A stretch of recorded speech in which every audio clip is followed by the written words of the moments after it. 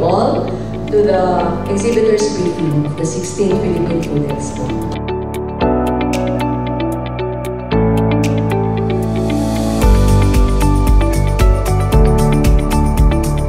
It is the only Filipino food show which boasts of finished products from Luzon, Visayas, and Mindanao.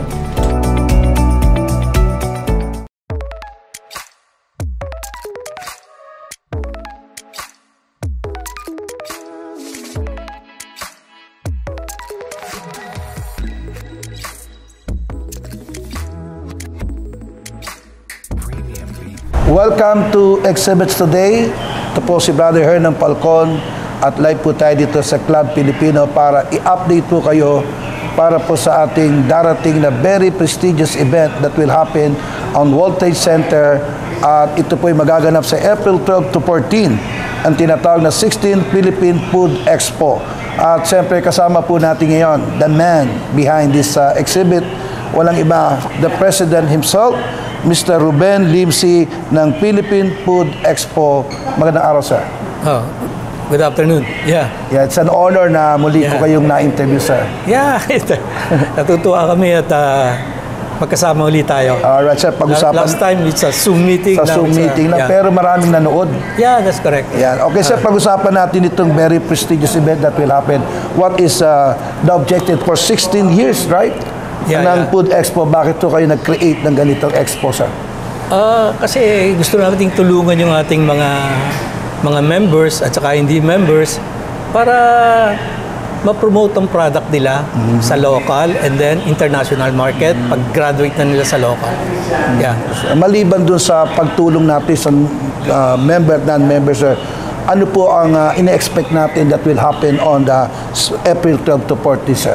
Well, before I answer that, I will just want to welcome them to to 16 Philippine Food Expo that will be held on April 12 to 14.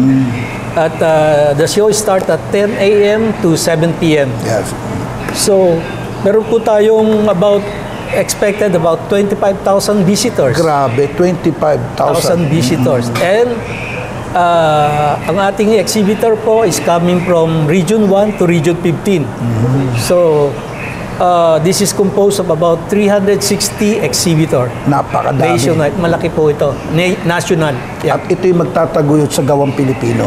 Yes, yeah. Ito yung ating yung ating aim talaga na tulungan ang tulungan natin yung mga local processor at saka na makagraduate papuntang export. Alright. Sir, maliban sa mga pagkain, meron din tayong mga food and beverage, right, sir? Mga hotel, tama po, mga restaurant. So, ano po ba yung mga kikita pa nila rito sa event na ito, sir? Well, meron tayong kaunting ganyan, mga kwan. Pero most of the, yung mga visitor natin, manggagaling yan ang iba galing sa hotel, galing sa restaurant, sa mga supermarket na naghahanap ng mga ng mga mabibili nila sa Philippine Food Expo. Yun naman pong mga hotel at restaurant, nandyan sila para panuurin yung ating culinary contest. Exhibition, yes. Composed ito ng maraming school nationwide. Yeah. At dito, importante dito, sir, one of the objective pa rin dito, sir, yung pagpapalitan ng tinatawag natin ng mga negosyo. Na helping each other. Tama po ba, sir? May mga demonstration din po tayo rito na kung paano ang isang kumpanya o isang produkto ay lalago. Tama po ba, sir? Yeah, tama. Kasi kung ikaw ay bagong exhibitor, yes, sir, o gusto mong sumali sa exhibition, ito yung tamang place para sa iyo. This is the right place. Kasi dito, mabilis yung result. Yes. Makikita mo agad kung ang produkto mo ba tama ang presyo, tama ang taste, at saka tama ang appearance. So, mabilis ang B2B natin dito. No? This is a right venue, sabi mo nga. No? Yeah, correct. At siyempre, may mga tayo rito, sir, may mga seminar din tayo, sir. Yeah. Hindi sila uuwi na, hindi lang meron silang dalang mga, siyempre, may mga freebies tayo dyan, mga sample, but they will gain knowledge and wisdom. Yeah. Actually, kung pumunta kayo dito, baka kulang pa yung isang araw. Kailangan bumalik pa kayo. Well, sa dami ng seminar. Which is makakatulong sa knowledge sa inyo. Yes, sir. At gaano nakakatulong itong ating for 16 years, paano ito nakakatulong sa industriya when it comes to tourism, sa ating government? Paano siya nakakatulong in terms of that? Kasi nangyayari dito, yung mga dating mga processor na nag-uumpisa pa lang, after ilang years, nakita nila na maganda yung market nila, and then nakasali na sila sa international, so yung tuloy-tuloy na. Lumalaki yung ating market. Siyempre, pag dumarami yung ating local processor at saka exporter, natutulungan din natin yung ating economy. Nako, yan ang nagagawa ng Food Expo, no? Napapaangat ang ating economics, no? At sir, meron ho tayo rito mga naging major sponsor, tama po ba? Kumbaga nag-back up dito sa export na ito. Sino-sino yung nais natin pasalamatan, sir? Ay, number 1 po, andyan ang Department of Agriculture. Yes. Nandyan yung Department of Trade and Industry. Nandyan din po yung PhilExport. Kasama din natin ang PCCI dyan. At saka marami pong DOT na. Tourism, nandiyan din. At saka marami pong mga government na sumuporta dito sa adikain ng Food Expo. And we expect... Meron din pong mga bangko. Bangko? Yeah, bangko. Tumutulong sa atin. At siyempre, ang media exhibit today. Yeah, kasali yan. Okay, sir. Itong mga sponsor natin, sir, no, ay talagang we are expecting na marami tayong mga special guest na darating. Mga guest speaker. Tama ho ba, sir? Yeah, meron. Marami. At to be announced. Actually, ang special guest natin dyan si Secretary Laurel. Wow. Si DTI Secretary. Andiyan din. Tsaka si DOT nandyan din. Wow. Si Senator Villar. Okay, sir. Yan, may mga connection sa mga pagkain yan eh. Tsaka marami po kaming mga invited na mga trade ambassador, tsaka trade attaché. Yes. At ito ay magaganap sa loob ng 3 araw. Yes. Na talaga naman punong-puno. Nakita ko sa likod, punong-puno ng mga activities. Yeah, sobra.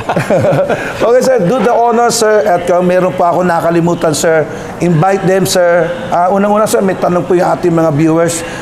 Paano daw po ba ito? Ito po ba pre-entrance o meron pong pre-registration? Paano po makaka-join itong ating mga kababayan Pilipino? Masaksihan itong tinatawag nating momentous event na ito ng Philippine Food Expo. Ito? May bayad ho tayo. May bayad. Pero pagkakailangan ho nyo ng pwede rin makahingi ng pre-entrance. Okay. Basta coordinate lang ho kayo sa PhilPodex. So pwede rin pa sila mag-pre-registration, no? Yeah, para maka-avail kayo ng free. At meron tayong mga binamimigay ding mga parang complimentary pass sa mga special guests natin, sir. Yes. So mag-start tayo ng ating opening ceremony. Anong oras, sir? Sa April 12? 9 o'clock po. 9 o'clock. So, ang ating cutting of ribbon is 9 o'clock. 9 o'clock. Yes. At magsisimula po yan hanggang alas 6 na po yan. Hanggang alas 7. Alas 7? Yes. Ako talagang sasagarin natin. Oo. Alright, so ready na po kayo. At dito na po ang ating President Ruben Lim C. para po kayo ay imbitahan sa darating na Philippine Food Expo 2024. Sir. Again po, ini-invite ko kayo lahat to attend sa 16 Philippine Food Expo on April 12 to 14 sa World Trade Center, starting ng 10 o'clock in the morning hanggang 7 o'clock in the evening. Maraming salamat, Thank you, sir. Thank you. It's an honor na maging partner po ng Philippine Food Expo ang exhibits today. We would like to thank our major sponsor, ang Binyo Design at Swedish Design. At sa ngalan po ng aming executive producer, Mr. Wick Angeles. Ito po si Brother Hernan Falcon. Kasama po si President Ruben Lim Z. para sa programang Exhibits Today.